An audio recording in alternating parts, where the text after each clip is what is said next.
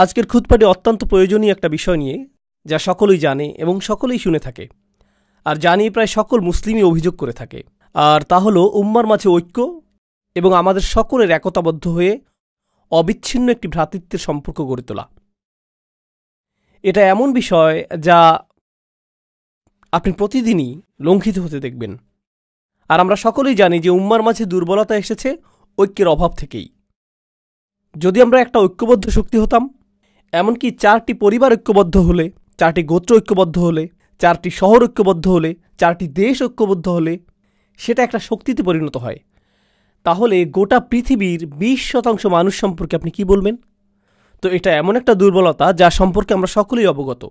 একই সাথে যখন আমরা ইসলামের শত্রু এবং এই উম্মার শত্রুদের ক্ষমতা এবং শক্তিমত্তা নিয়ে কথা বলি, যখন আমরা ইসরায়েলের মতো গণহত্যাকারী উন্মাদদের কথা চিন্তা করি, যা বিশ্ববাসীর চোখের সামনে নির্বিচারে গণহত্যা চালিয়ে যাচ্ছে, আর মুসলিমরা দাঁড়িয়ে দাঁড়িয়ে তা দেখছে, আমাদের মাঝে হতাশা আসে নিজেদের দুর্বলতার জন্য। কিন্তু আপনি হতাশ হওয়ার মাধ্যমে আর রাগান্বিত হওয়ার মাধ্যমে এর সমাধান করতে পারবেন না। কেন আমরা পক্ষাঘাতগ্রস্ত হয়ে রয়েছি? এই প্রশ্নটির সবচেয়ে যুক্তিসঙ্গত উত্তর হল, আমরা ঐক্যবদ্ধ নই, আমাদের একক কণ্ঠ নেই, আমরা একক সত্তা হিসাবে কথা বলি না। আর আপনি সেটা অর্জনই বা করবেন কিভাবে? এটা অর্জন করাকে প্রায় অসম্ভব বলে মনে হয়। শত্রুদের উপায় উপকরণগুলোর কথা আপাতত ভুলে যান। যারা উম্মার অনিষ্ট চায় তাদের অর্থনৈতিক, প্রযুক্তিগত, অর্থসংস্থানগত, সামরিক উপায় উপকরণগুলোর কথা ভুলে যান। সেটা এমনকি বড় কোনো সমস্যাও না। প্রকৃত সমস্যা হলো আভ্যন্তরীণ সমস্যা। প্রকৃত সমস্যা হলো আমাদের নিজেদের ভিতরে যা রয়েছে। আমি উম্মার ঐক্য নিয়ে ভাষা কোনো বক্তব্য দিয়ে ক্ষান্ত হতে চাই না, কারণ আপনারা এরকম হাজার হাজার বক্তব্য শুনেছেন, আমিও শুনেছি। এজন্য আমি আসলেই সমস্যার গোড়া থেকে শুরু করতে চাই। আসুন বিষয়টা নিয়ে ভিন্নভাবে চিন্তা করি। ধরুন আপনি চমৎকার একটা ভূমি দেখতে পেলেন, যেখানে কোনো কিছু জন্মাচ্ছে না, এটাতে কোনো কিছু জন্মাচ্ছে না। আর আপনি বলছেন, এখানে কেন কিছু জন্মাচ্ছে না? কি হলো এই ভূমিটার? আপনি তো কোনো বীজ বপন করেননি, আপনি মাটির যত্ন নেননি, আপনি সেচ দেননি, আর এখন অভিযোগ করছেন যে এখানে কিছু জন্মাচ্ছে না কেন? আপনি বীজ বপন করলেন, সেচ প্রদান করলেন, পর্যাপ্ত সূর্যের আলো নিশ্চিত করলেন, এটাও নিশ্চিত করলেন যে নিয়মিত পোকামাকড় এবং আগাছা পরিষ্কার করা হচ্ছে। যদি আপনি তা না করেন, তাহলে অভিযোগ করার কোনো অধিকার আপনার নেই। আর যদি আপনি তা করেন, যদি আমি তা করি, সেক্ষেত্রেও আমি গতকাল একটা বীজ বপন করে আজকেই বলতে পারি না যে আমার গাছ কোথায়, কেন আমি কোনো গাছ দেখতে পাচ্ছি না, এরপর তা ভুলেই গেলেন। কেন আমি দুশ্চিন্তা করছি? আমার এত খেয়াল করারই বা দরকার কি? পরিপক্ক চিন্তা এভাবে কাজ করে না। এভাবে আমরা শক্তি অর্জন করব না। আপনাকে একটা বিষয় তত্ত্বাবধান করতে হবে, উন্নতি সাধন করতে হবে, আবাদ করতে হবে, এরপরে অবশেষে আপনি ফলাফল পাবেন। আমরা এখানে মুসলিম ঐক্য নিয়ে কথা বলছি। একটা মুহূর্তের জন্য মুসলিমদের কথা ভুলে যান। এমন মানুষদের কথা চিন্তা করুন যারা আল্লাহ এবং রসুল সাল্লাল্লাহু আলাইহি সাল্লামের ভালোবাসার জন্য ঐক্যবদ্ধ না। এমন মানুষদের কথা চিন্তা করুন যারা অর্থের প্রতি ভালোবাসার কারণে ঐক্যবদ্ধ। মাল্টিবিলিয়ন ডলার কর্পোরেশনগুলোর কথা চিন্তা করুন। ওকে, তাদের রয়েছে ভিন্ন ভিন্ন বিভাগ, ভিন্ন ভিন্ন অবস্থান, ভিন্ন ভিন্ন অফিস। আবার সেই অফিসগুলোর ভিতরেও আভ্যন্তরীণ কোন্দল রয়েছে। সেই মানুষগুলো একে অপরের সাথে একত্র নয়, বরং তারা একে অপরের অনিষ্ট করার চেষ্টায় রত। তো এই কোম্পানিগুলো কি করে? তারা $মাল্টি-মিলিয়ন ব্যয় করে টিম বিল্ডিং, কোম্পানির সংহতি রক্ষার অনুশীলন, অফিস পার্টি এবং এই ধরনের সকল কার্যক্রম পরিচালনা করে, শুধুমাত্র কর্মচারীরা যাতে একে অপরের সাথে ঐক্যবদ্ধ থাকে, যাতে একে অপরের সাথে অন্তর্গত কোন্দলে না জড়ায় এবং একে অপরের সাথে একত্রতা অনুভব করে। কিন্তু এই পেশাজীবীদেরকে ঐক্যবদ্ধ করার পেছনের কারণটি কি? এই প্রকৌশলীদের, প্রোগ্রামারদের, হিসাবরক্ষকদের, ডিজাইনারদের, সকল মানুষদেরকে যা ঐক্যবদ্ধ করেছে তা হলো আমাদের সকলকে আরও বেশি অর্থ উপার্জন করতে হবে। আর বছর শেষে তারা কি উদযাপন করে? আমাদের বিক্রয় 20% বৃদ্ধি পেয়েছে। এটাই আমাদেরকে ঐক্যবদ্ধ করেছে। এজন্যই আমরা অদম্য একটা শক্তি। তাদের চিন্তায় এই অর্থনৈতিক উদ্দীপনাটাই তাদেরকে ঐক্যবদ্ধ করেছে। এটাই তাদের সম্পূর্ণ প্রেরণাকে তাড়িত করে। তো প্রথম একটা বিষয় আমি আপনাদেরকে বলতে পারি যে এমন মানুষ রয়েছে যারা অন্যথায় একে অপরকে ঘৃণা করত, কিন্তু অভিন্ন একটা উদ্দেশ্যে তারা একতাবদ্ধ। আর কখনো কখনো সেই অভিন্ন উদ্দেশ্য তেমন গুরুত্বপূর্ণ নাও হতে পারে। এটা হতে পারে শুধু অর্থ অথবা শুধু খ্যাতি, হতে পারে দুইজন খেলোয়াড় যারা একে অপরকে ঘৃণা করে, কিন্তু তারা একই দলে থেকে এক হয়ে চ্যাম্পিয়নশিপের জন্য লড়াই করে। তারা একই দলে ঐক্যবদ্ধ থাকার অভিনয় করছে। সে বল পাস করা থেকে বিরত থাকবে না এজন্য যে অপর ব্যক্তিটিকে সে পছন্দ করছে না। আর যদি সে এটা করে তাহলে তার ক্যারিয়ার শেষ। তারাও দলবদ্ধ থাকার অভিনয় করে। কিন্তু এই সকল অবস্থায়, আমার দেওয়া উদাহরণগুলোতে এই সকল অবস্থায় একটা বিষয় উপস্থিত: আন্তরিকতার অভাব। আমি শুধু তোমার সাথে ঐক্যবদ্ধ কারণ আমাদেরকে এই খেলায় জিততে হবে। আমি শুধু তোমার সাথে ঐক্যবদ্ধ কারণ আমাদেরকে পণ্য বিক্রয় করতে হবে। এর বাইরে তুমি পাহাড় থেকে নিচে পড়ে যাও, আমার কিছু যায় আসে না। এর বাইরে আমি তোমার সাথে এক কক্ষেও থাকতে চাই না। তুমি যে যুক্তি প্রদান করো আমি সেগুলো সহ্যও করতে চাই না। বুঝতে পারছেন? এখানে বস্তুগত একটা উদ্দেশ্য রয়েছে যা মানুষকে ঐক্যবদ্ধ করেছে। এটা না হলে তারা পরোয়াই করতো না। যখন আপনি রাজনীতির কথা চিন্তা করেন, আপনি ডেমোক্রেটিক এবং রিপাবলিকান পার্টি নিয়ে চিন্তা করেন এবং প্রায় গুরুত্বহীন ইন্ডিপেন্ডেন্স পার্টি নিয়ে চিন্তা করেন, কিন্তু এই দলগুলো নিয়ে যখন চিন্তা করেন আপনি মনে করেন যে ডেমোক্রেটরা সকল ঐক্যবদ্ধ, রিপাবলিকানরা সকল ঐক্যবদ্ধ, কিন্তু একই দলের ভিতরের এই লোকগুলো একে অপরকে অপছন্দ করে। তারা বরং একে অপরকে ধ্বংস করতে ভালোবাসবে, যদিও তারা একই দলের অংশ। তাহসাবুহুম জামিআন ওয়া কুলুবুহুম শাত্তা। আল্লাহ বলছেন, তোমরা কি মনে করেছ তাদের হৃদয়গুলো একতাবদ্ধ? তাদের হৃদয়গুলো ছড়ানো ছিটানো। তো প্রশ্ন উঠছে, যখন আল্লাহ আমাদেরকে এক উম্মাহ হওয়ার আহ্বান জানাচ্ছেন যে আমাদেরকে এক উম্মাহ হতে হবে, সেক্ষেত্রে আমাদেরকে জানতে হবে যে সেই জিনিসটা কি যা আমাদেরকে ঐক্যবদ্ধ করেছে। ঠিক কোন জিনিসটি আমাদেরকে ঐক্যবদ্ধ করেছে? আর আমাদেরকে ঐক্যবদ্ধকারী প্রেরণাটা যদি আসলে সবচেয়ে শক্তিশালী প্রেরণা হয়, তাহলে সেই ঐক্যটি অত্যন্ত মজবুত হবে। কিন্তু ঐক্যবদ্ধকারী প্রেরণাটি যদি ক্ষীণ হয়, তাহলে ঐক্যটিও দুর্বল হবে। ঐক্যটি সেই জিনিসের মতোই দুর্বল হবে যা আমাদেরকে একত্রিত করেছে। উদাহরণস্বরূপ, এখন আমরা এই মসজিদে বসে আছি, আর আপনারা অনেকেই কাজ থেকে এসেছেন, অনেকে এসেছেন বাসা থেকে, অনেকে এসেছেন আপনাদের ব্যবসা প্রতিষ্ঠান থেকে। আপনারা সকলেই এসে একত্রে এই মসজিদে বসেছেন। পুরুষেরা আছেন, নারীরা রয়েছেন, শিশুরা রয়েছে, আর আমরা সকলেই যারা এখানে একত্রিত হয়েছি, আমরা ঐক্যবদ্ধ হয়েছি আল্লাহর ইবাদত করার অভিপ্রায় নিয়ে। এজন্যই আমরা ঐক্যবদ্ধ হয়েছি। কিন্তু এই আলোচনার পরে আমরা সকলে পৃথকভাবে ফিরে যাব। তো যদিও এখানে আমরা কয়েকশো মানুষ থাকি, কয়েক হাজারও থাকি, আমরা একত্রিত হয়েছি ঠিকই, কিন্তু আসলে আমরা 1000 স্বতন্ত্র ব্যক্তি। আমরা আসলাম এবং একসাথে একটি কাজ করলাম, তারপর আমরা চলে গেলাম, এটুকুই। এটা ঐক্যের বহিঃপ্রকাশ নয়, এটা হলো সম্মিলিত একটা উদ্দেশ্যের বহিঃপ্রকাশ। আমাদের শুধু সম্মিলিত একটা উদ্দেশ্য ছিল। আমাদের সকলের উদ্দেশ্য ছিল জুমার নামাজ আদায় করা, এটুকুই। এটা দ্বারা এটা বোঝায় না যে এই সম্প্রদায়টি ঐক্যবদ্ধ। কোনোভাবেই এটা প্রদর্শন করে না। এখানে আমাদের উদ্দেশ্য হলো ইবাদত করা। কিন্তু আপনি যদি শুধু একটি উদ্দেশ্য দ্বারা ঐক্যবদ্ধ হন, আর এটাই যদি হয় সব, তাহলে যখনই সেই উদ্দেশ্য সমাপ্ত হবে, আপনার ঐক্যও শেষ হয়ে যাবে। অন্য আর কিছুর প্রয়োজন হবে না। আমি শুধু চাই যে আমার সন্তানেরা মসজিদে যাক। আমি শুধু চাই যে আমার সন্তান কিছুটা কোরআন শিখুক। আমি শুধু কোনোভাবে ইসলামের সাথে সম্পর্ক অনুভব করতে চাই, এটুকুই। যদি এটাই আপনার উদ্দেশ্য হয়, তাহলে এটুকুই পাবেন। যখন সেটা পূরণ হবে, আপনার আর কোনো প্রয়োজন থাকবে না, আর কোনো লক্ষ্য থাকবে না। কোরআন ঐক্য সম্পর্কে সম্পূর্ণ ভিন্ন একটা চিত্র অঙ্কন করেছে। এটা কোনো একটা কাজের উপর নির্ভরশীল নয়, এটা বড় একটা ঈদের নামাজের উপর নির্ভরশীল নয়। আর প্রতি বছর আমি একই সাথে হাসি এবং কাঁদি যখন শুনি মানুষ ঈদ কবে উদযাপিত হবে তা নিয়ে মতবিরোধী লিপ্ত। কারণ একই দিনে আমাদেরকে ঈদ উদযাপনের ব্যাপারে ঐক্যবদ্ধ হওয়া উচিত। আমি এই বিষয়ে বলি, আসলেই কি তাই? যদি আমরা সকলেই একই দিনে ঈদ উদযাপন করি, সেটাই আপনার কাছে ঐক্য বলে মনে হয়? নামাজের সেই 20 মিনিট ঐক্য কি এটুকুই? আপনি এমনকি জানেনও না যে যেই মানুষটির পাশে আপনি ঈদের নামাজ পড়ছেন তার পরিবারের সদস্য হাসপাতালে ভর্তি রয়েছে। আপনি তা জানেন না। আপনি এটাও জানেন না যে এই ব্যক্তিটি ব্যবসায় ক্ষতির শিকার হয়েছে, অথবা এই ব্যক্তিটি তার বাবাকে হারিয়েছেন, অথবা তিনি কাজ হারিয়েছেন, অথবা স্বাস্থ্যগত সংকটের মধ্য দিয়ে যাচ্ছেন। আপনি জানেন না। তো ঐক্য আসলে কি? একটা ছবি যা প্রদর্শন করে যে অনেক মানুষ একসাথে দাঁড়িয়ে রয়েছে, এটাই ঐক্য। আমার যুক্তিতে এটা ঐক্যের কৃত্রিম এবং অর্থহীন মানদণ্ড। আর সেজন্যই যখন আমরা অভিযোগ করি যে আমাদের ঐক্য নেই, আমাদের সেই অভিযোগও অর্থহীন। এটা আমার দেওয়া উদাহরণটির মতোই। আপনি একটা ভূমির সামনে দাঁড়িয়ে আছেন যেখানে কিছু জন্মাচ্ছে না, আর আপনি বলছেন, হেই, এখানে তো কোনো কিছুই দেখছি না, কেন আমার জন্য কিছু জন্মানো অবস্থায় নেই? ইতিমধ্যেই তো আমার বাগানে প্রবেশ করার কথা। না না না, যদি আপনি বাগানের মালি হতে প্রস্তুত না হন, সেক্ষেত্রে অভিযোগ করার কিছুই নেই। তো আসুন একটু পেছনে ফিরে যাই এবং এই বিষয়টা নিয়ে চিন্তা করি। প্রথমত এবং প্রধানত আমি পুরুষ মানুষদের উদ্দেশ্য করে বলবো, পর্দার আড়ালের বোনেরা একটু ধৈর্য ধরুন, আপনাদের পালা আসবে। যদি আজকে নাও হয়, অন্য আরেকদিন বলবো ইনশাআল্লাহ। কিন্তু আজ আমি শুধু পুরুষদের উদ্দেশ্য করে বলবো। মুসলিম সমাজের অনেক পুরুষ মানুষের সাথেই আমার অনেক কথোপকথন হয়েছে, সারা পৃথিবীব্যাপী এবং আমেরিকাতেও। পুরুষ মানুষদের কাছ থেকে অন্যতম একটা অনুভূতির কথা আপনি শুনবেন যে সকলেই আমার কাছ থেকে কিছু চায়।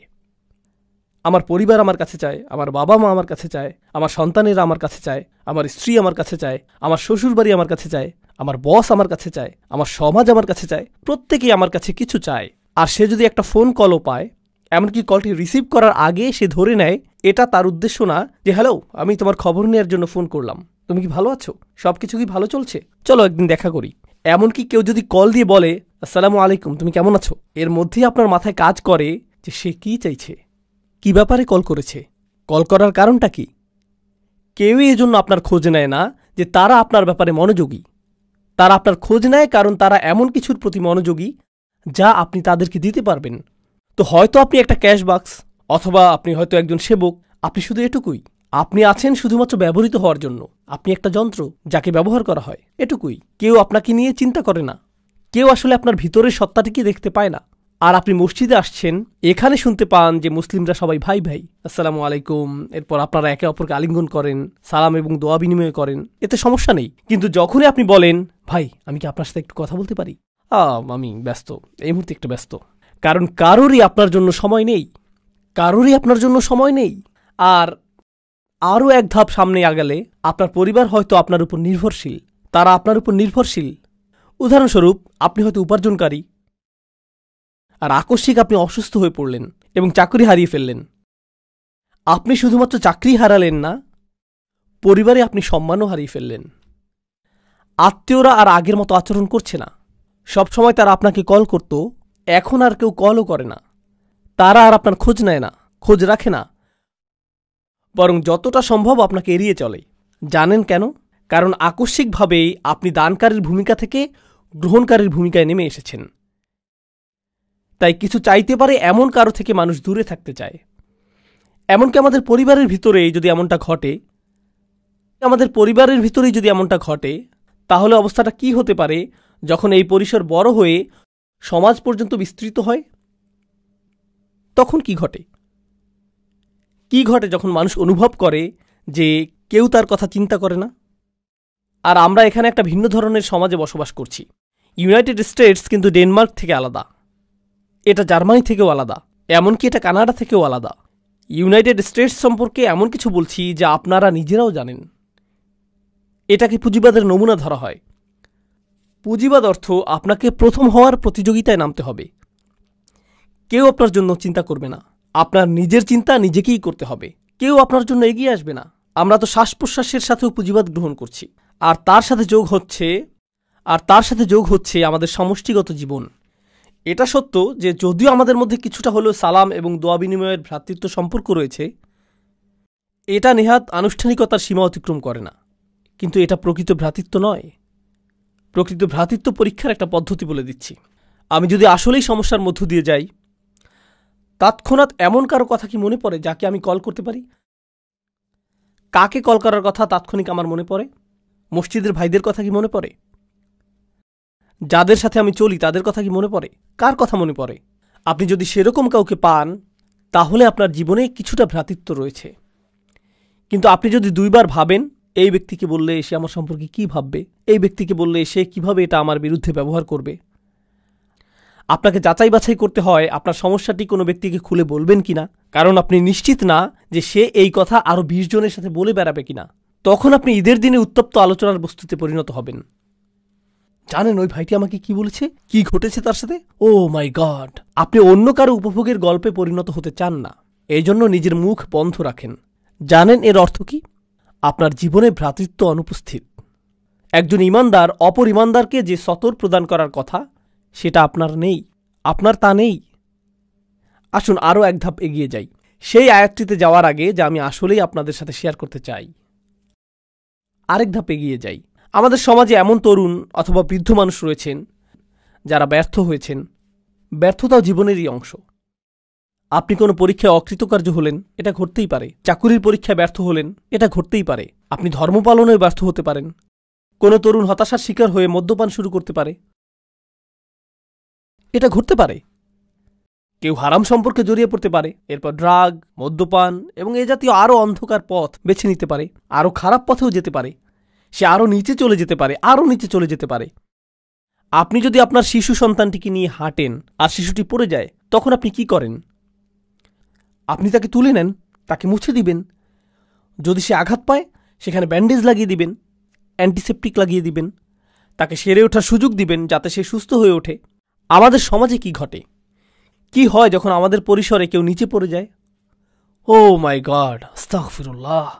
এই যুগের তরুণদেরকে দেখো, জানো কি দেখলাম? আব্দুল করিম কি করেছে জানো? লা হাওলা ওয়ালা কুওয়াতা ইল্লা বিল্লাহ। আমি তাকে অমুক জায়গা থেকে বের হতে দেখলাম। ইন্না লিল্লাহি ওয়া ইন্না ইলাইহি রাজিউন। কেউ একজনের তার সাথে কথা বলা উচিত। জানেন বিষয়টা কি? সেই ব্যক্তিটি হয়তো একটি পাপ কাজ করেছে, আমি বলবো যে আপনি তার চেয়েও বড় পাপ কাজ করেছেন। সেটা যদি আল্লাহর বিরুদ্ধে করা অপরাধ হয়ে থাকে, আপনিও তো নিজের মুখ ব্যবহার করে অন্য মানুষের সামনে অপর এক ভাইয়ের মর্যাদা নষ্ট করেছেন। আর আস্তাগফিরুল্লাহ বলছেন যেন আপনি প্রকৃতই তার ভালো চাইছেন। কারণ আপনি যদি প্রকৃতই ভালো চাইতেন, প্রথমত আপনার মুখ বন্ধ থাকত, আর একমাত্র তখন এটা খুলত যখন আপনি তার কাছে গিয়ে তাকে জড়িয়ে ধরে বলতেন, যদি কখনো প্রয়োজন হয় আপনার কথা শোনার জন্য আমি সদা প্রস্তুত, আর আমি মারা গেলেও আপনার এই গোপনীয়তা প্রকাশ করব না। সেটাই হতো ভ্রাতৃত্ব সুলভ আচরণ। এখন যা করছেন তা ভ্রাতৃত্ব নয়। আমি আমাদের তরুণদের নিয়ে উদ্বিগ্ন। এটা ভ্রাতৃত্ব না। আমি জানি না এটা কি, তবে কমপক্ষে এটা যে অগোচরে আক্রমণ সেটা তো বলাই যায়। কিন্তু এই বাস্তবতাটি আমি আমার জন্য সৃষ্টি করেছি। তারপর আমরা এই কথা বলার ধৃষ্টতা দেখাই যে উম্মাহ কেন ঐক্যবদ্ধ নয়? কোটি কোটি মানুষ রয়েছে। আরে ভাই, আপনি কি আমাদের 1 ডজন মানুষকে ঐক্যবদ্ধ দেখাতে পারবেন? 2 ডজনকে দেখাতে পারবেন? কোটি কোটি মানুষের একতা নিয়ে কথা বলার আগে কয়েকশো ঐক্যবদ্ধ মুসলিম দেখাতে পারবেন? তো আসুন এখন আমরা দেখি সাহাবীগণ কেমন ছিলেন এবং কোরআন কেন তাদেরকে এত প্রশংসা করেছে। এটি হলো কোরআনের সবচেয়ে চমৎকার স্থানগুলোর একটি। খুবই সংক্ষেপে আমি আপনাদেরকে ঘটনাগুলো বলবো। খাইবারে রাসূল সাল্লাল্লাহু আলাইহি সাল্লামকে উল্লেখযোগ্য একটা বিজয় প্রদান করা হয়েছিল। খাইবারের আগে মুসলিমরা মূলত ছিল দেউলিয়া, তাদের কোনো অর্থ সম্পদ ছিল না। খাইবারের পরে আকস্মিকভাবে তারা কোটিপতি হয়ে গেলেন। কোটি কোটি টাকা আসতে লাগলো। এখনকার সময়ের অর্থের মাপকাঠিতে হিসেব করলে কোটি কোটি টাকার আবাসন, কৃষিভূমি, পুনরাবর্তিত মুনাফা, এই সব কিছু আকস্মিকভাবে মদিনায় চলে আসলো। আর এটা ঘটার ঠিক আগেও মুসলিমরা কোনো রকমে টিকে ছিল। হাদিসে এমন বর্ণনা এসেছে যে রাসূল সাল্লাল্লাহু আলাইহি সাল্লামের কন্যা 2-3 দিন যাবৎ অনাহারে থাকা সত্ত্বেও তার নিজের কন্যাকে ফিরিয়ে দিতে হয়েছিল, কারণ তার কাছেও খাবারের কিছু ছিল না, আর তিনি তার পেটে পাথর বেঁধে রাখতেন ক্ষুধার যন্ত্রণা লাঘবের জন্য। এরকমই ছিল মুসলিমদের অবস্থা। তিনি ছিলেন মদিনার রাষ্ট্রনায়ক, আর অনাহারে দিন কাটত। আর তারপর খাইবারের পরে আকস্মিকভাবে কোটি কোটি টাকা আসতে শুরু করলো। এখন এই বিষয়টি নিয়ে এক মুহূর্ত চিন্তা করুন। মুহাজিরগণ মক্কা থেকে এসেছিলেন, তাই না? তারা সব কিছু পিছনে ফেলে এসেছিলেন, কিন্তু মদিনার মানুষেরা প্রথম থেকেই দরিদ্র। তারা ধনী ছিলেন না। তাদের 3টা শয়নকক্ষ বিশিষ্ট ঘর ছিল না, 2টা শয়নকক্ষ বিশিষ্ট ঘরও ছিল না, তাদের এমনকি শয়নকক্ষও ছিল না। কিন্তু এখন এই মানুষগুলো সব আসলো, আর তাদেরও কোথাও থাকতে হবে। তখন আনসারগণ কি করলেন? মদিনার আনসারগণ যা করলেন, তারা মুহাজিরদেরকে তাদের বাড়িতেই থাকতে দিলেন। তাদের নিজেদেরই তো যথেষ্ট খাবার ছিল না, এখন আরও কিছু ক্ষুধার্ত মুখ তাদের সাথে যুক্ত হলো। বুঝতে পারছেন তো? এই মানুষগুলোর আগমন প্রচুর অর্থনৈতিক চাপ তৈরি করলো। এর উপরে এই অর্থনৈতিক চাপই একমাত্র বিষয় ছিল না। রাসূল সাল্লাল্লাহু আলাইহি সাল্লামের মদিনায় আগমনের 6 মাস পরেই তারা যুদ্ধের প্রস্তুতি শুরু করলেন। বদরের যুদ্ধ শুরু হবার উপক্রম হলো। আর আপনি যখন যুদ্ধের প্রস্তুতি গ্রহণ করেন, আপনাকে এটা জেনে রাখতে হবে যে যুদ্ধ ব্যয়বহুল। যুদ্ধের জন্য কে খরচ করবে? মুহাজিরদের কাছে তো কোনো অর্থ নেই, কারণ তারা সকল অর্থ পেছনে ফেলে এসেছেন। এখন এই সকল ব্যয় বহন কে করবে? আনসাররা। একে তো আনসাররা মুহাজিরদের ব্যয় বহন করছে, তার উপর এখন তারা আল্লাহর পথে যুদ্ধ করার জন্য বেশিরভাগ অর্থের যোগান দিচ্ছেন। তাদের অবস্থার প্রেক্ষিতে যে মুহূর্তেই তারা ইসলাম গ্রহণ করলেন, তাদের ব্যক্তিগত জীবন বলে আর কিছু রইল না। নিজেদের সেই ক্ষুদ্র ছোট পরিসরটাকেও তাদের অন্য কারোর সাথে ভাগ করে নিতে হলো। তারা নিজেদের খাবারটুকু একা খেতে পারলেন না। এখনকার সময়ে বলা হয়ে থাকে যে দেয়াল নির্মাণের মাধ্যমে অভিবাসী সমস্যার সমাধান করা হবে। তারা কিন্তু সেখানে বসবাস করছেন। বইয়ের পাতা এটা পড়া সহজ যে আনসারগণ মুহাজিরদের সহায়তা করেছিলেন। যদি কেউ আপনার ঘরে এসে পড়ে, আপনার সাথে 6 মাস অবস্থান করে, আপনার চাচাতো ভাই, আপনার ভাই 2 দিনের জন্য আসলো, 2টি দিনই নির্ধারিত। তুমি ঈদ করতে এসেছো, ঈদ শেষ, সামনের ঈদে দেখা হবে, সামনের ঈদে আমি বরং তোমার ঘরে আসব। কেউ আপনার ঘরে 6 মাস, 1 বছর অথবা অনির্দিষ্টকালের জন্য অবস্থানের সিদ্ধান্ত নিল। এক পর্যায়ে আপনি বিরক্ত হয়ে যাবেন, এক সময় টানাপোড়েন শুরু হয়ে যাবে। ঠিক আছে, আপনি আমার ইসলামী ভাই, কিন্তু আপনি কি এখানে বসা থেকে বিরত থাকবেন? এটা আমার বসার স্থান। আপনি আমার ইসলামী ভাই, কিন্তু আমার যেই এক টুকরো চিকেন ছিল তাই আপনি খেয়ে নিলেন। এই কমলাটি কে নিয়েছে? এটা কে করেছে? কে সবকিছু এলোমেলো করে রেখেছে? ও আল্লাহ! এরকম শুরু হয়ে যাবে। তারা তো মানুষই, তারা তো মানুষ। এর উপরে তারা আবার একটি যুদ্ধের সম্মুখীন হলেন। আর বেশিরভাগ শহীদ বদর এবং উহুদে, বেশিরভাগ মানুষ যারা হত্যার শিকার হয়েছিলেন তারা ছিলেন আনসার, তারা ছিলেন মদিনার অধিবাসী। তো আমরা ব্যয় করছি, আমরা গৃহের অংশ ছেড়ে দিচ্ছি, আবার আমরা হত্যারও শিকার হচ্ছি। এই সব কিছু ঘটতে থাকলো, আর তারা দিয়েই গেলেন, দিয়েই গেলেন, দিয়েই গেলেন এবং দিয়েই গেলেন। সবশেষে কোটি কোটি টাকা আসতে লাগলো। খাইবারের যুদ্ধের পর তারা কোটিপতি হয়ে গেলেন। আমি যদি আনসারি হতাম, আমি তা না, আমি এখানে আমার কল্পনাকে ব্যবহার করছি, যদি আমি আনসারদের একজন হতাম, আমি বলতাম কুছ তো বাপাস মিলে, কিছুটা হলেও তো ফেরত পাবো। আমি ঘোষণার জন্য অপেক্ষা করছি, কারণ আমি অর্থ ব্যয় করেছি, নিজের বাসস্থানের অংশ দান করেছি, কিছুটা তো ফেরত পাবো, যেহেতু গনিমতের এই সম্পদ আমরা লাভ করেছি। এখন আয়াতটি লক্ষ্য করুন, মা আফা আল্লাহু আলা রসুলিহি, আল্লাহ যাই তার রসুলের মাধ্যমে অর্জন করার সামর্থ্য প্রদান করেছেন, মিন আহলিল কুরা, অর্থাৎ সেই শহরগুলো থেকে, যার অর্থ খাইবার, ফালিল্লাহ, তা আল্লাহর মালিকানাধীন। প্রথমত একটা অংশ হচ্ছে আল্লাহর উদ্দেশ্যে। এটা দিয়ে কি বোঝায় তা এখন বলবো না, অন্য এক সময় বলবো। ওকে, ঠিক আছে, আল্লাহর জন্য, আমি বুঝতে পেরেছি। এরপর অলির রসুল, পরের অংশটি যাচ্ছে রসুল সাল্লাল্লাহু আলাইহি সাল্লামের উদ্দেশ্যে, রসুল এবং তার পরিবার। ওকে, ঠিক আছে, এটা বেশ ভালো। ওয়াজিল কুরবা, নিকট আত্মীয়দের জন্য। ওয়াল ইয়াতামা, ইয়াতিমদের জন্য। আমি একজন আনসারি হয়ে তাকিয়ে আছি, ঠিক আছে, এতিমরা পাবে, আমি হয়তো এর পরে পাবো।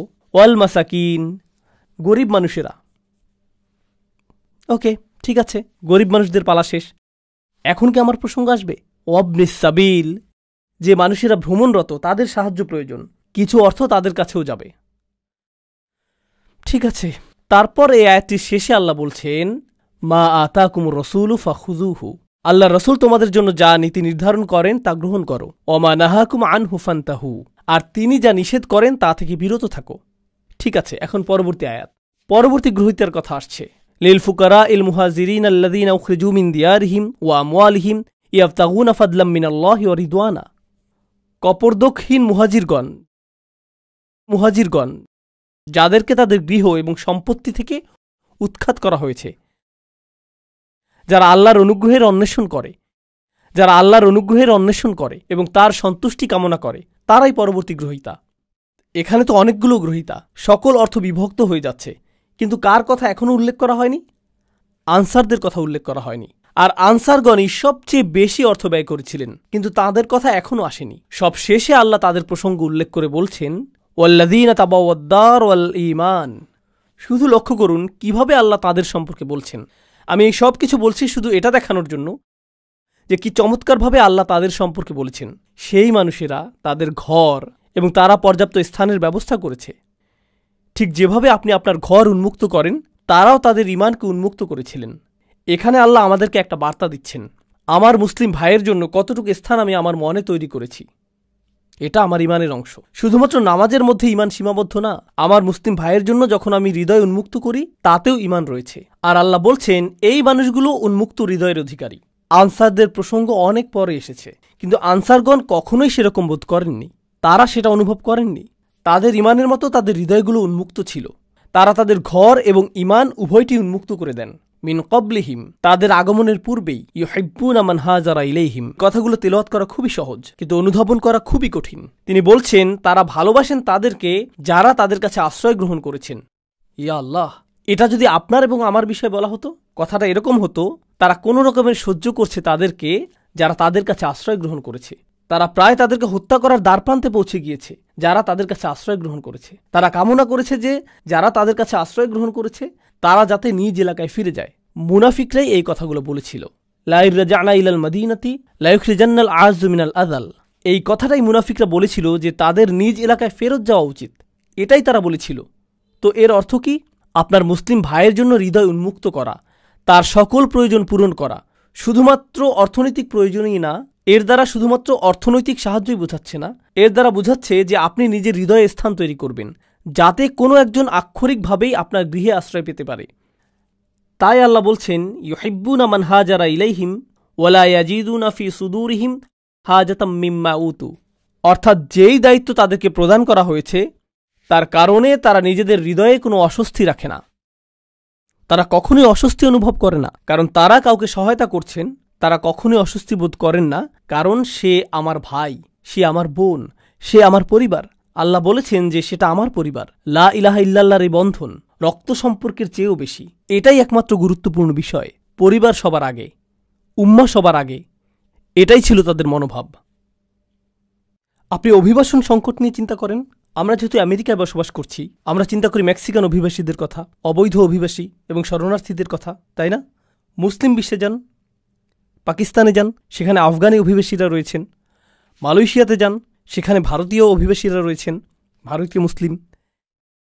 বিভিন্ন মুসলিম দেশে যান, সেখানে অন্য দেশের মুসলিম অভিবাসী রয়েছেন। তুরস্কে যান, সেখানে সিরিয়ান অভিবাসী রয়েছেন। আর তারা উভয়ই মুসলিম, তারা উভয়ই মুসলিম। সেখানে বক্তব্যটি কি? মুসলিমদের মনোভাব সেই মুসলিমদের প্রতি যারা তাদের কাছে স্থানান্তরিত হয়েছে, সেই মনোভাবটা কেমন? এই সকল স্থানে এবং অন্য আরও স্থানে ট্রাম্প যেভাবে অভিবাসীদের নিয়ে কথা বলে, তারাও তাদের সম্পর্কে ঠিক সেভাবেই কথা বলে। প্রকৃতপক্ষে তারা এর চেয়েও খারাপভাবে কথা বলে। ট্রাম্প বরং উত্তম বলে। সেই ব্যবহার লক্ষ্য করুন এবং লক্ষ্য করুন যে কোরআন কি বলছে। ইউহিব্বুনা মান হাজারা ইলাইহিম। মুসলিম বিশ্বেই অন্য মুসলিম দেশ থেকে আগত কত হাজার মানুষকে সীমানায় আটকে দেয়া হয়েছে। সেখানে তারা মূলত ক্যাম্পে বসবাস করছেন। তারা এমনকি ভেতরেও প্রবেশ করতে পারছেন না। আর তারা প্রজন্মান্তরে সেখানে রয়েছেন। শিশুরাও একই ক্যাম্পগুলোতেই জন্মেছে এবং বেড়ে উঠছে।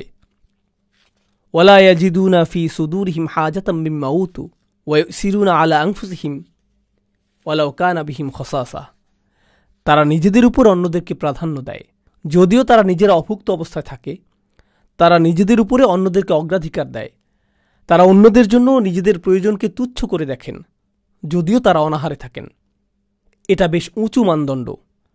আল্লাহ বর্ণনা দিচ্ছেন যে পরিমাণ অর্থ এসেছে তা নির্ধারিত আল্লাহর জন্য, রাসূলের জন্য, দরিদ্র কপরদক্ষিণ মানুষদের জন্য, মুহাজিরদের জন্য। আর তারপর তিনি আনসারদের কথা অসাধারণভাবে বর্ণনা করলেন। এত দীর্ঘ আয়াত উৎসর্গকৃত হয়েছে শুধুমাত্র আনসারদের জন্য আর তাদের কৃতকর্মের জন্য। আর তিনি শেষ করেছেন এই বলে যে ওমা ইউকা শুহা নাফসিহি ফাউলাইকা হুমুল মুফলিহুন। যে নিজেকে লোভ ও স্বার্থপরতা থেকে রক্ষা করতে পারবে সেই সফল। আমার সুরক্ষা প্রয়োজন আমার নিজের একটা অংশ থেকে। আমার নিজের ভিতরে রয়েছে লোভ এবং স্বার্থপরতা। আমাদের সকলের মধ্যে এটা রয়েছে। আল্লাহ বলেছেন আমাদের ভেতরে সুহ রয়েছে আর আমাদের সুরক্ষা প্রয়োজন। শুধুমাত্র শয়তানের কাছ থেকেই না, আমার সুরক্ষা প্রয়োজন আমার নিজের সুহ থেকেও। যে সকল মানুষ তাদের ভেতরের এই দুর্বলতা থেকে মুক্ত হতে পারবে তারাই সাফল্য অর্জন করবে।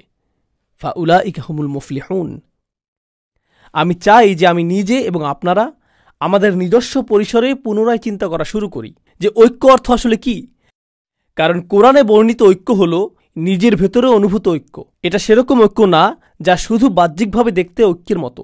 এটা ঐক্য না যে আমরা একই রকম কথা বলি, অথবা আমরা একই রকম পোশাক পরি, অথবা আমরা একই মাযহাব অনুসরণ করি তাই আমরা ঐক্যবদ্ধ, আমাদের দাড়ির দৈর্ঘ্য সমান তাই আমরা ঐক্যবদ্ধ, অথবা আমাদের কাপড় সমান মাপে টাকনুর উপর থাকে তাই আমরা ঐক্যবদ্ধ, আমরা একই বক্তার আলোচনা শুনি তাই আমরা ঐক্যবদ্ধ। এগুলো সবই অযৌক্তিক, এগুলো সবই অর্থহীন। প্রকৃত ঐক্য হল যখনই আপনি কোনো মুসলিম ভাইকে দেখেন, যেই মুহূর্তে তিনি আপনাকে সালাম দেন, অন্য সকল প্রতিবন্ধকতা অদৃশ্য হয়ে যায়। ওয়ালা তাকুলু লিমান আলকা ইলাইকুমুস সালামা লাস্তা মুমিনান। এটুকুই যথেষ্ট। তারা আপনার ভাই, আপনি তাদের জন্য সদা প্রস্তুত, তারা আপনার জন্য সদা প্রস্তুত। আমরা ঐক্যের প্রকৃত অর্থ জানব না যদি আমরা এটা নির্মাণ না করি, যদি আমরা এটাকে লালন না করি। আর আপনি এবং আমি এটাকে লালন করতে পারব যদি আমাদের নিজেদের ব্যক্তিগত পরিসর থেকে ঐক্যের চর্চা সৃষ্টি করা শুরু করি এবং মানুষের সাথে সম্পর্ক তৈরি শুরু করি। এই বিষয়ে আমি সর্বশেষ একটি কথা বলবো। ইতিমধ্যেই বক্তব্য দীর্ঘায়িত হয়ে গিয়েছে। সর্বশেষ যে কথাটি বলবো তা হলো, আমি 18-19 বছর বয়স থেকেই মুসলিমদের মাঝে কাজ করছি। খুতবা, দার্স এবং সক্রিয় কার্যক্রমগুলোতে যুক্ত ছিলাম। এটা প্রায় 25-26 বছর আগের কথা। আমি এই কার্যক্রমে দীর্ঘ সময় ধরে সংযুক্ত। আমি অনেক হালাকায় যোগ দিয়েছি, অনেক ইমামের সাথে ঘুরে বেরিয়েছি এবং যারা ইসলামী সম্মেলনের আয়োজন করে এই মানুষদের পরিসরে যুক্ত ছিলাম। আর এই পরিসরে আপনি বন্ধুত্ব তৈরি করেন, তাদের সাথে আপনি কথা বলেন ইসলাম নিয়ে, আপনি কথা বলেন উম্মার সমস্যা নিয়ে, আপনি অমুক আয়াত নিয়ে কথা বলেন, আপনি অমুক হাদিস নিয়ে কথা বলেন, আপনি ইতিহাস নিয়ে কথা বলেন। জানেন এই 25 বছর যাবৎ আমার পরিসরের মধ্যে একটা জিনিস রয়েছে যা নিয়ে কেউ কথা বলেনি, আর আমিও এটা নিয়ে কারোর সাথে কথা বলিনি। আর তা হলো তাদের ব্যক্তিগত জীবনে তারা কি কি সমস্যার মধ্য দিয়ে যাচ্ছেন। আমার পরিসরের মধ্যে এমন মানুষ ছিলেন যারা সকল ধরনের সমস্যার সাথে লড়াই করে যাচ্ছিলেন। বিষণ্ণতা, দুশ্চিন্তা, এমনকি কখনো কখনো আত্মহত্যার চিন্তা, বিবাহ বিচ্ছেদের কষ্ট, সন্তান লালন পালন, ভিসা বাতিল হওয়া, সব ধরনের সমস্যা ঘটে যাচ্ছে। আপনার জানার বাইরে থেকে যাচ্ছে। কারণ তারা এটা জানে যে এসব বিষয়ে কথা বলার জায়গা এটা না। তাদের মনোযোগের কেন্দ্রবিন্দু হলো শুধু হালাকা। তাদের মনোযোগ হলো তুমি কি এই প্রোগ্রামটা করতে পারবে, এটাই তাদের মনোযোগের বিষয়, এটুকুই। আর তুলনা করার জন্য আমি খ্রিস্টানদের একটা গির্জায় গিয়েছিলাম, শুধু দেখার জন্য যে তারা কি করে। এক বুধবার রাতে গিয়েছিলাম, এখানকার স্থানীয় একটা গির্জা। তারা গোল হয়ে বসে, প্রথমে 5-7 মিনিট তারা গান গায় এবং এই জাতীয় কিছু কাজ করে। এরপর 1 ঘন্টা অতিবাহিত করে। জানেন সেই 1 ঘন্টায় তারা কি করে? সেখানকার পাদ্রী একজনকে বললেন, এই তোমার নাম কি? আমার নাম ফ্রাঙ্ক। তোমার নিজের সম্পর্কে কিছুটা বলো ফ্রাঙ্ক। এটা এটা এটা এটা তোমার এমন কি কোনো বিষয় আছে যার জন্য আমরা সবাই প্রার্থনা করতে পারি? হ্যাঁ, আমার মেয়ে আমার সাথে কথা বলে না, সেজন্য প্রার্থনা করুন। সকলে আসুন ফ্রাঙ্কের জন্য প্রার্থনা করি। পরবর্তী ব্যক্তি, পরবর্তী মহিলা, তুমি কি সমস্যা রয়েছ? আসো তোমার জন্য প্রার্থনা করি। কল্পনা করতে পারেন তারা এভাবে কথা বলছে, আর এই মানুষগুলো একে অপরকে চিনেও না। সব শেষে তারা একে অপরকে আলিঙ্গন করলো। এরপর এক ব্যক্তি এসে বলল, আমার মেয়ের সাথেও আমার একই রকম অবস্থা ছিল, আমরা কিন্তু যোগাযোগ রাখতে পারি, মাঝে মাঝে এই বিষয়ে কথা বলতে পারি, এটা অনেক বড় প্রাপ্তি। আর আমি বিস্মিত হয়ে এটা দেখছিলাম। আমাদের সত্য ধর্মের অনুসারী হওয়ার কথা ছিল, আমাদের হওয়ার কথা ছিল আদিল্লাতিনা আলাল মুমিনিন, আমাদের হওয়ার কথা ছিল ইউসিরুনা আলা আনফুসিহিম। আমি দেখলাম যে এই সবগুলো আয়াতই এমন মানুষেরা চর্চা করছে যারা আমাদের ধর্মের ভিতরের কেউ না। আর এত বছর ধরে আল্লাহর ঘর মসজিদে এবং মুসলিম পরিবেশে থেকেও আমি এটা দেখিনি। যা আছে তা খুবই সামান্য। আমাদেরকে যত্নশীলতার সাথে লালন করতে হবে, ভ্রাতৃত্বের লালন করতে হবে। এখান থেকে ঐক্য আসবে। এটা বক্তব্য, আলোচনা এবং ভিডিও থেকে আসবে না। এটা আসবে যখন আপনি এবং আমি আসলেই সম্পর্ক তৈরি করব, গভীর সম্পর্ক। আল্লাহ আমাদেরকে একটি খাঁটি ঐক্যের অধিকারী মানুষে পরিণত করুন, আর আমাদেরকে একে অপরের প্রতি আন্তরিক করে দিন। তিনি আমাদের সম্পর্কের কৃত্রিমতা ও কপটতা দূর করে দিন এবং সবচেয়ে শক্তিশালী, গভীর এবং অকৃত্রিম সম্পর্ক দিয়ে তা প্রতিস্থাপিত করে দিন। বারাকাল্লাহু লি ওয়া লাকুম। আসসালামু আলাইকুম।